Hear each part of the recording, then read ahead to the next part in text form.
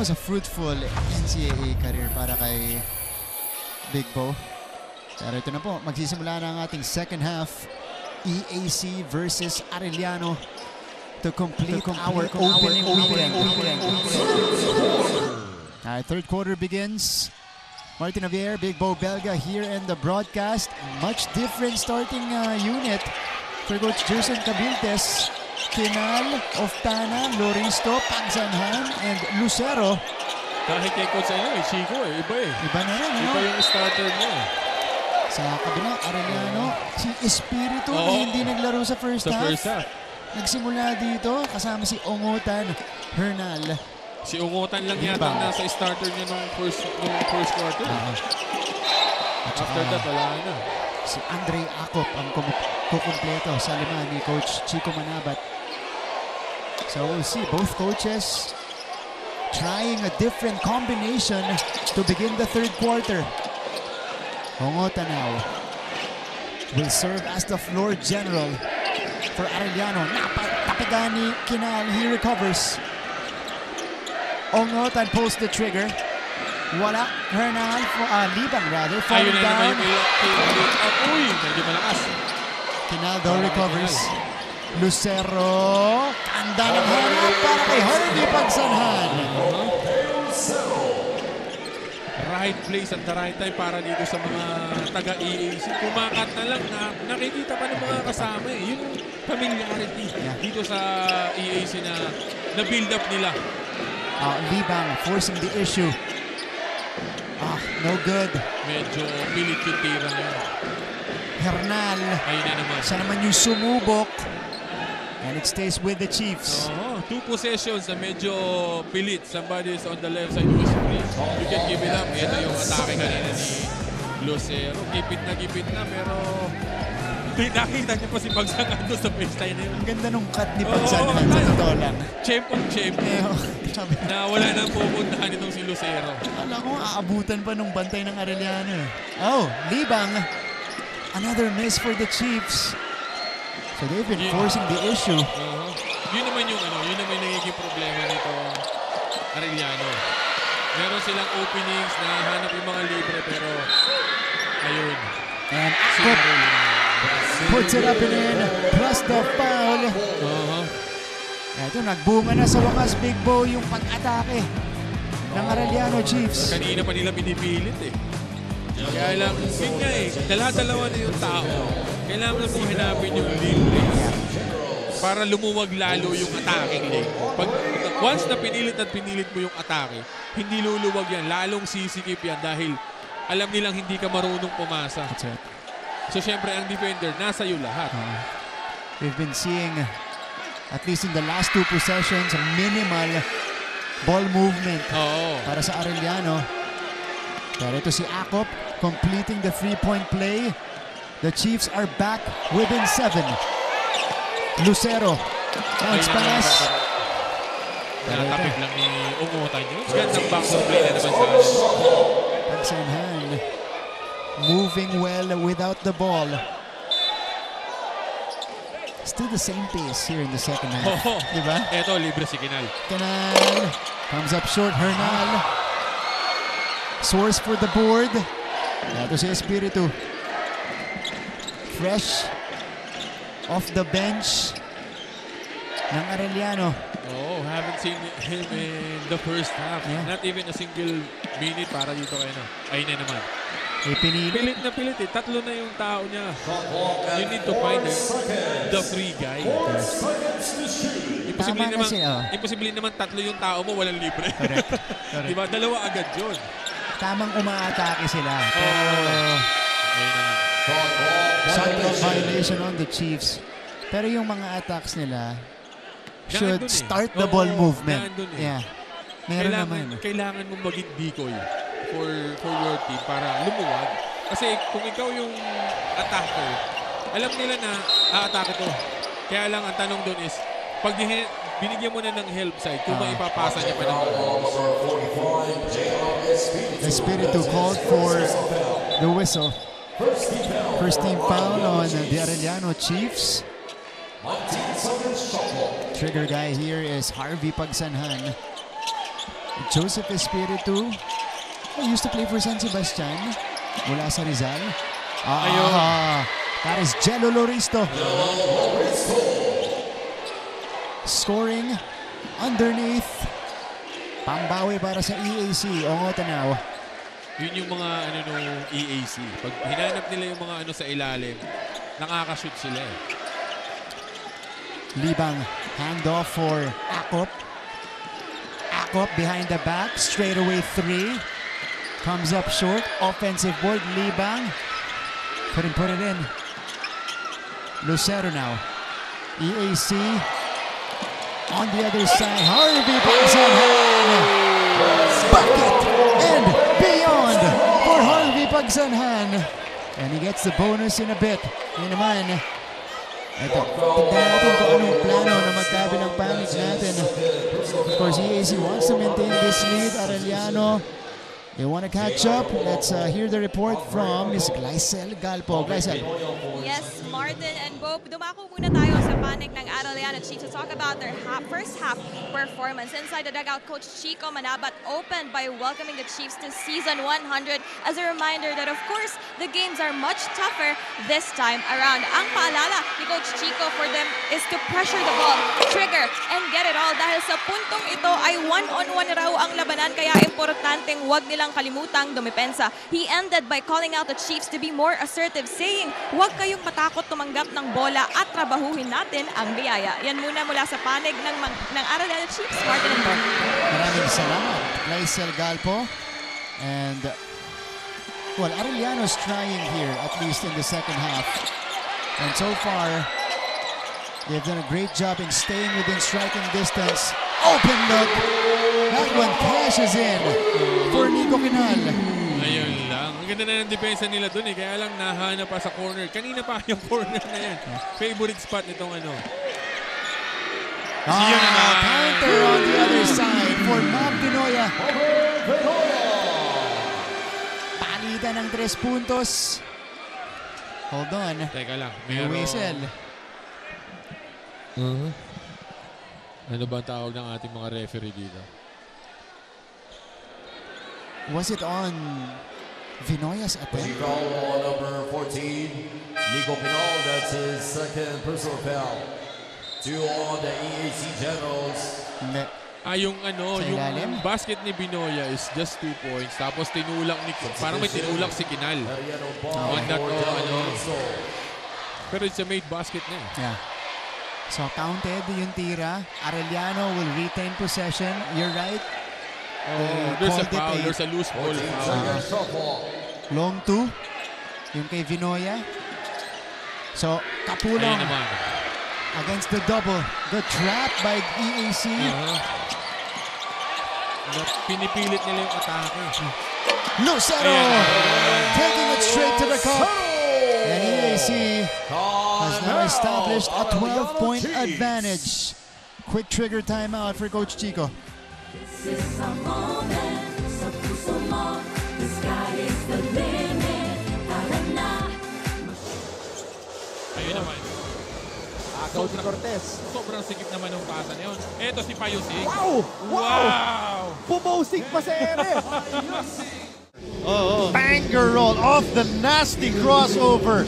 And then the banger roll over the defense of the Generals. Mapapaflex ka talaga dun eh. Alam mo yun? Ahead. Escamis behind his back. Escamis the drive. What a move by Clinton. Welcome back to the coverage. NCAA Season 100 on GTV. Harvey Pagsanhan, a solid debut in the NCAA. 10 points, 5 rebounds, 2 assists for Harvey so far. Here's the counter of a difficult turnaround by Basti Valencia. Pero para sa EAC, maganda ang ikot ng bola. Actually, sila eh. Wala silang tira. Pilit na tira. Talagang kung sino yung libre, hanapin natin yun. And that's a sequence na po pwedeng sundan ng Arellano kanina as we see this attack by Lucero. You know, drive, kick. Yun yung isa sa mga dapat nilang matutunan. Kasi they have the guys who can rebound offensively. Yeah. And the next question there is kung paano nila i-maximize rebound na yun. Kung paano sila makaka-score ng maayos or even makatira na lang ng maayos. Kasi as we can see dito sa third quarter na to, they have rebounds. Offensive rebounds. Kaya lang, yung naka-rebound, siya na rin ang titira. Kaya lang, dalawang tao lang. Yung nakabantay sa kanya, no? So talagang mahirap. Pag naka-offensive rebound ka, you have a fresh 14 to work with. Kita mo naman yun. Yeah, open look. A simple ball screen on top. Kapulong will roll. Siyempre, may help at may help doon kasi si Umpad is naandun sa ibabaw for the help. Libre, napakasimple. Ayan naman. And Lucero gets fouled. Let's take a look at this sequence. Pass to Valencia. Libre si Iwan Kamay. Oo, kasi nga, rumulit tong si Kapulong. Siyempre, tutulong ka kasi si Umpad, pinoproblema niya pa yung ball screen dito sa ibabaw eh. So, siyempre, pag tumulong ka, somebody will be free on the side. Yun yung kailangan nilang gawin madalas. Consistently. Oo. Okay. Aldeo Lucero, who has gotten extended minutes dito sa ating second half. We haven't seen Axel Doromay and wala Paolo pa, Chavo. kasi si Chavo. Diba? Para sa LAC. Jaden Tapa. Ba't nagpalit ng ng sinusuportahan? Di, alam naman natin. Kaya ako sinusuport na dito sa EAC, si Loristo. Of course, that's Jaden Tapa, former Lady Blazer. Meantime, 1 out of 2 for Lucero. Atake si Valencia. Valencia going downhill. Diba? Yun yung kailangan matutunan. You have the driving lane, you have the attacking lane. Kaya lang yun. 2-3 na yung tao mo. You need to find somebody. Di kasi nasa isip nila, hindi kaya ko to. Baka kaya ko. Yun yung sinasabi na kaya ng isip. Hindi kaya ng... Ito na kasi ang NCAA. This is the main tournament. So, madalas mapahirapan ka. Tulad nun. Kapulong and Lucero with some color. Escalate yung sitwasyon doon. Let's take a look at what happened. Here's the reverse first by King Gortiza. Deep. Good help from Team Apongotan.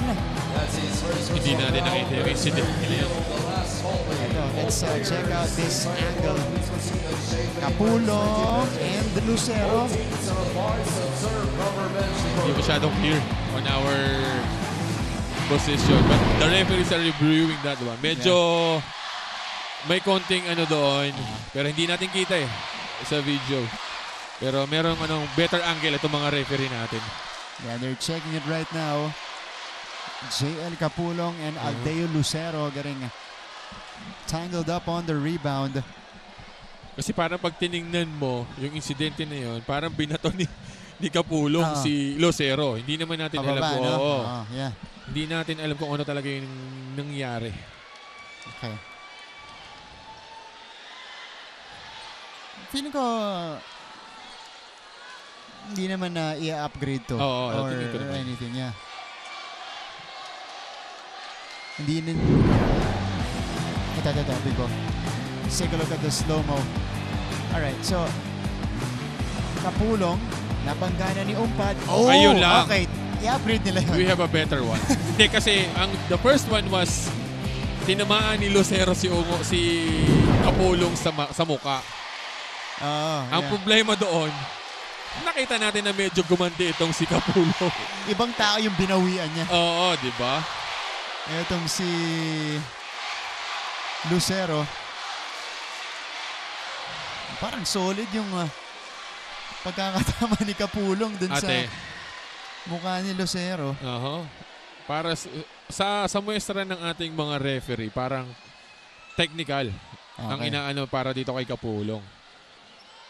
Yeah. Upon review, foul on number 71, Aldeo Lucero. That's his first personal foul.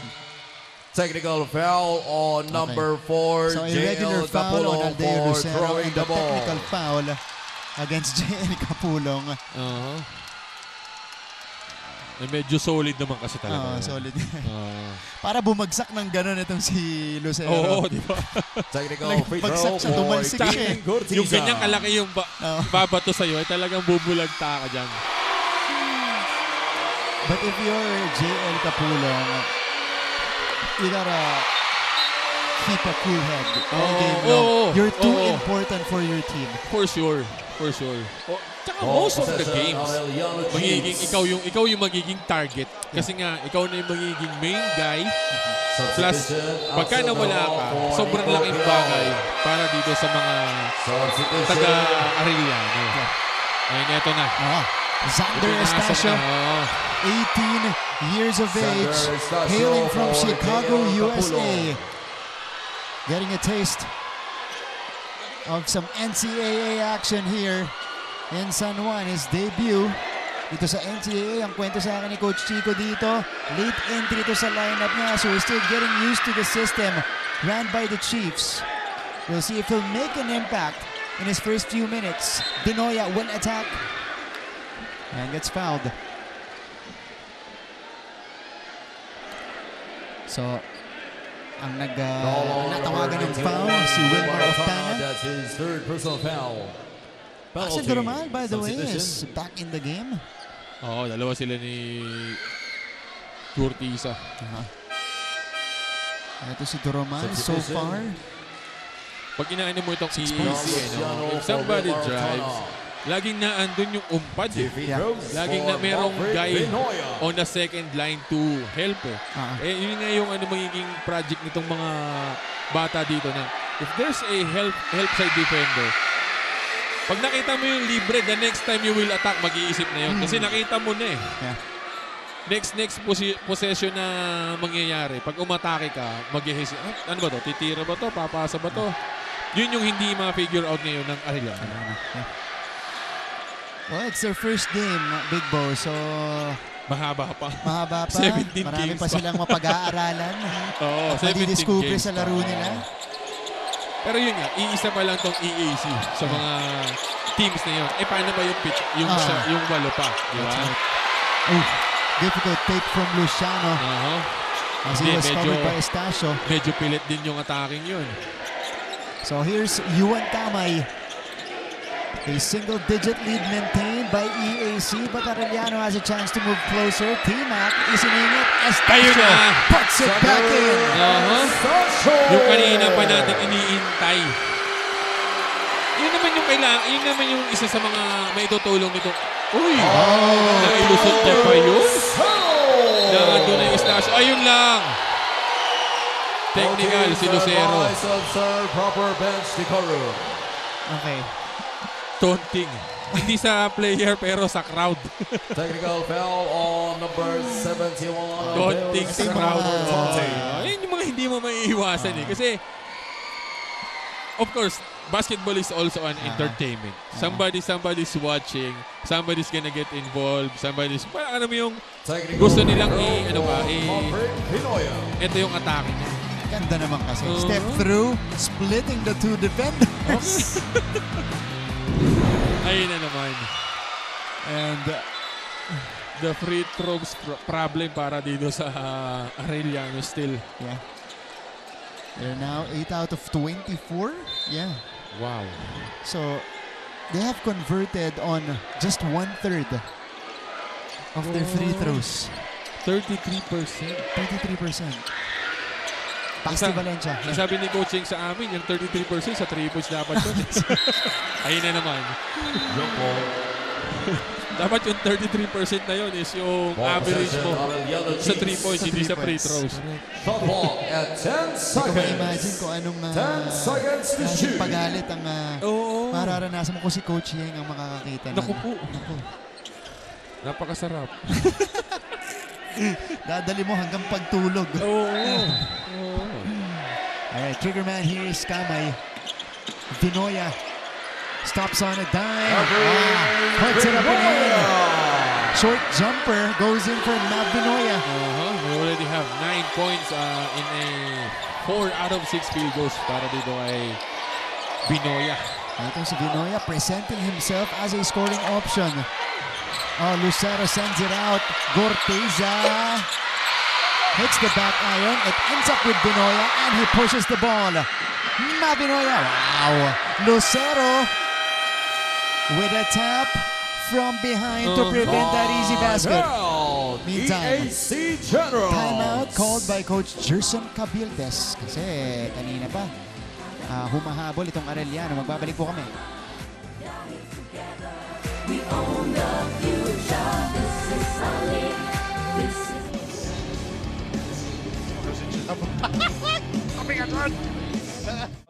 Medyo may mabilis siya sa position niya. Baga may agility siya. May bounce Yes. din. Itong si Umali. It's a nice move from Enoch Valdez. Patay sunog. Yes. Provided by Enoch Valdez. Ito yung mga play natin kanina. Enoch Valdez, the crossover, the drive. own the future. Balik sa ating laban. NCAA Season 100. You guys are watching on GTV and different platforms online via GMA Sports PH and NCAA Philippines. Also simulcast on Heart of Asia. Okay. So 60-53. This is Sir Francisco Polino Caico, a member of the NCAA Season 100 Policy Board representing Arellano University. Mavi Vinoya, who has 9 points in the game, gets defended. Big Bo, 16 seconds shot 2.5 to go dito sa ating third quarter. Both teams natin nasa penalty na. Same scenario. Yun na nga. Katulad nung second quarter Yun natin. na nga eh. So let's see. Dapat dito umatake ang Arellano. Oh, Basti Valencia. What a fadeaway. More on a one-on-one itong Arellano natin. And after the slow start, 7 puntos na para kay Valencia. Backdoor. Ayun lang. Bagay. Oof. Missing it off the glass. After a miss, you foul. That's not a good foul. As we mentioned earlier, penalty na pareho yung teams natin as Valencia shows us the touch. Very seldom na nag-one-on-one ka na walang help side. 2 free throws for Basti Valencia. Basti Valencia to the line. 3 out of 9 from the field. 7 points. He is the expected focal point on offense alongside JL Capulong para dito sa Arellano Chiefs. Basti Valencia in season 99 was the third leading scorer of Arellano. A little over 10 points a game, 2 out of 2. And that trip, Borromeo comes back in. Here's Axel Doromal. He will set the table for the Generals. Doromal going downhill. That one rolls out. Arellano has a chance to inch closer. Valencia with a spin. Yes! And the Chiefs are within 1. So pag tinignan mo, pilit pa rin yung tira. Pero yun nga, you will take it. It's a main basket. So, hindi ka na magreklamo. Ito naman. And Axel Doromal. Turning the ball over. Ito yung atake ni Valencia. Actually, it's a 3-on-2. Kaya lang, akin na to. Hirap na, no? Oo, di ba? Ano na lang eh. Talagang athleticism tsaka skills na lang ang gumana doon. 11 points already for Valencia. Vinoya doubled. They send it out to Kamay here. Shot clock is at 8. Kamay. Vinoya. Oh! In and out para dito kay Vinoya dun sa... That would have brought the house down. Etong crowd ng Arellano was anticipating a made 3. Oo, kanina. Diba? Kagulo to pag na-shoot yun. Gorteza. No. Miss naman. Another chance to grab the lead for Arellano. We don't have Kapulong inside, pero they're doing well. Itong Arellano. That's true. That's true. Vinoya stops on a down, turns around. No. Borromeo gets them the offensive board. Yan. Kamay. Settle down. Borromeo back outside. Kamay. No. Wala. Good shot. For me, Ang good lamang. shot para Good sa akin. Yeah. Pero mailap ang lamang dito sa Arellano Chiefs. Axel Doromal. Short. Wala. And the rebound is snatched by Borromeo. Here is Basti Valencia. 12 seconds in the third. If they made a basket on this one, this is the first lead change natin sa ball game natin na ito. Valencia, Borromeo, Vinoya, lalapit, nawala ang bola. At the end of the third quarter, And score is Arellano 60 didn't get a shot off, so in favor of the score will stick. It's 60-59. We have a 1-point game going into the final chapter of this one. Magbabalik po ang NCAA Season 100.